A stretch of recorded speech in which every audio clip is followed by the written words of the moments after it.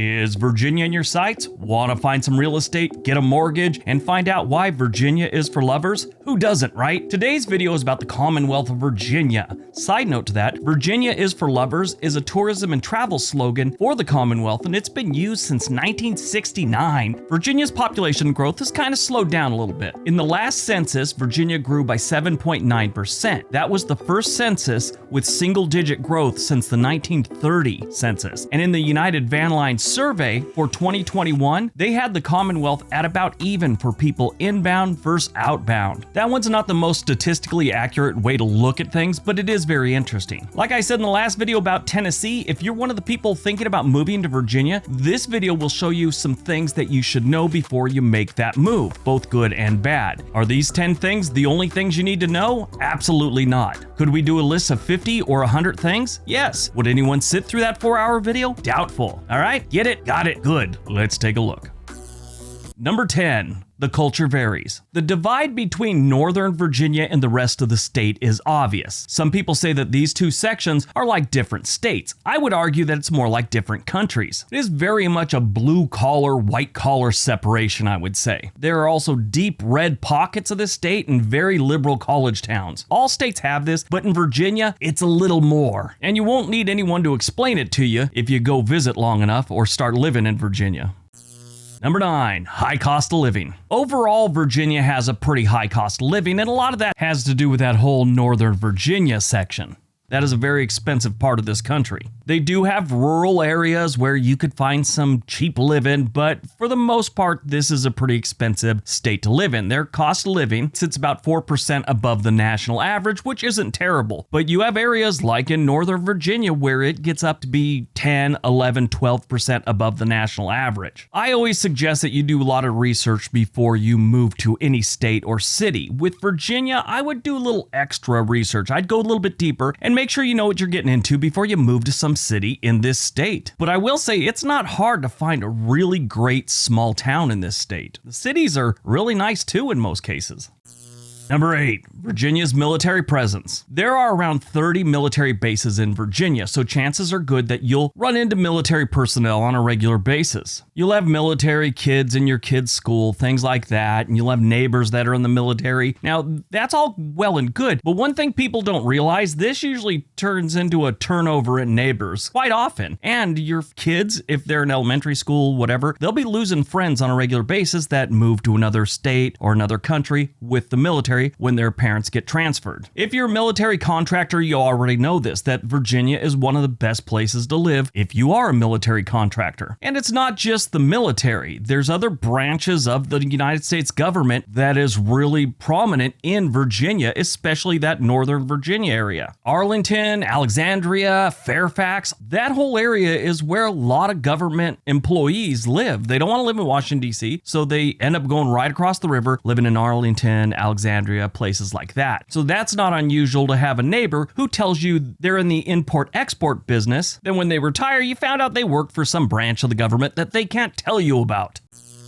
Number 7, mountains and beaches. If you're looking to live by the ocean, look no further than the Virginia coastline. They have a ton of quiet beach communities, and they have a bunch of touristy type beach communities too. You got the Atlantic Ocean and the Chesapeake Bay right there on the eastern side of Virginia. Virginia Beach is probably the most famous beach in the state. It's not a bad place to live. It gets a little crowded during the summer and spring break and things like that, but it's a beautiful town. And when you go to the other side of the state, you got some mountains. Virginia has 8 mountain ranges, 5 of which are over 5,000 feet. Virginia is home to a quarter of the Appalachian Trail and the Shenandoah National Park and the Blue Ridge Parkway. If you like hiking, mountain biking, camping, this is a perfect spot for that type of stuff. And if you like to see the fall colors, changing of the leaves and all that good stuff, I can maybe think of 2 other states that are better than Virginia.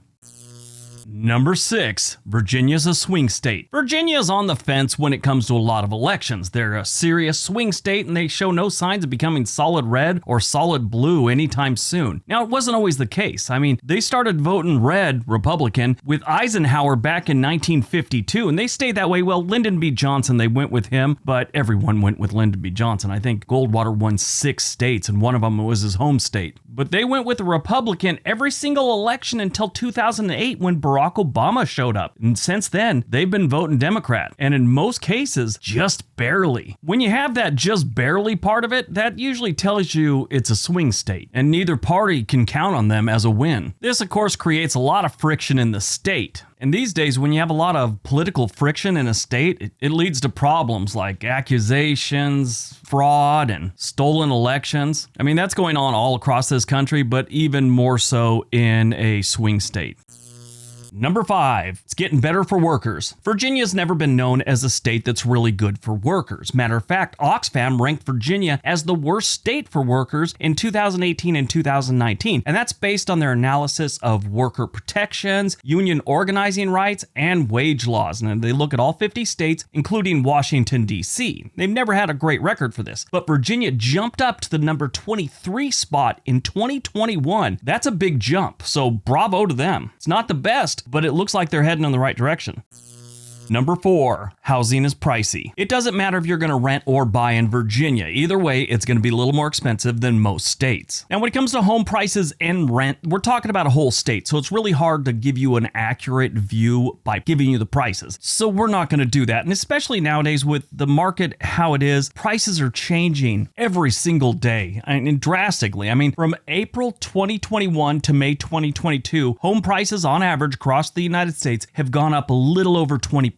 So any number I give you today is going to change tomorrow and the next week, and a year from now you're going to think I'm insane. So I'm just going to tell you what the percentages are. Across the state of Virginia, rent prices on average are 11 to 12% above the national average. When it comes to housing prices, that tends to be somewhere around 15 to 16% above the national average. The prices will change from day to day, month to month, county to county, city to city, region to region. Those are all going to change, but the percentages usually stay somewhere in that area. Is Virginia as expensive as New York, California, and Hawaii? Absolutely not. Are they a little more expensive than most of the surrounding states? Yes, they are.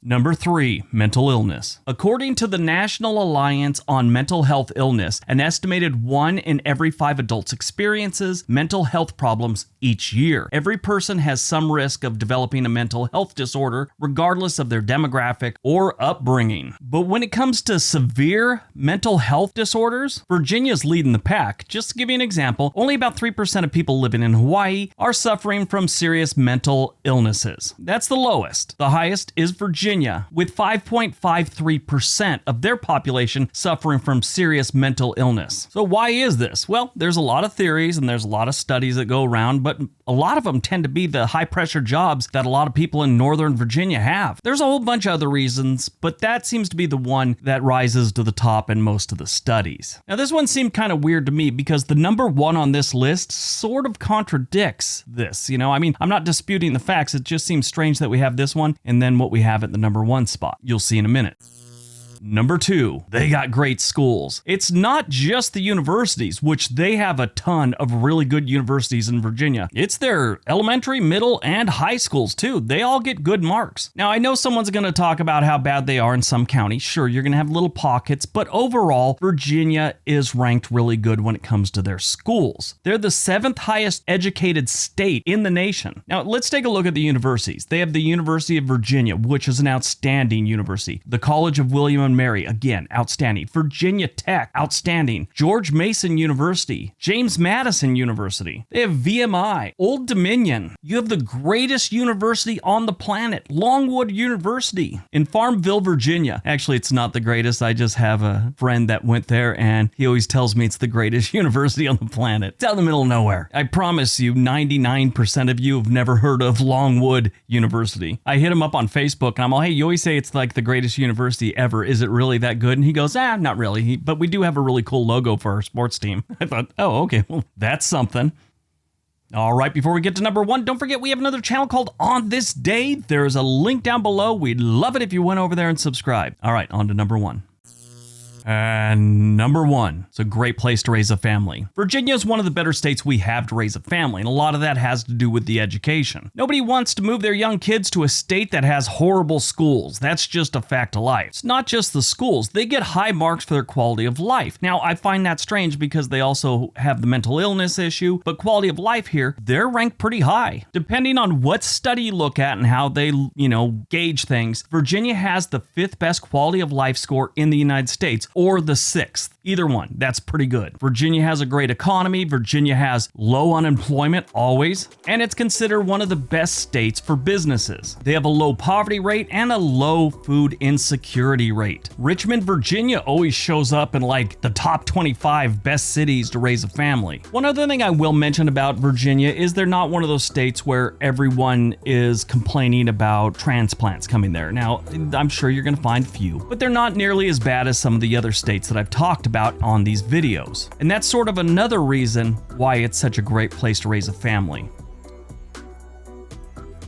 All right, everyone, that's today's video. Hope you guys enjoyed it. Hope you got some information out of it. Now go out, have a great day, and be nice to each other.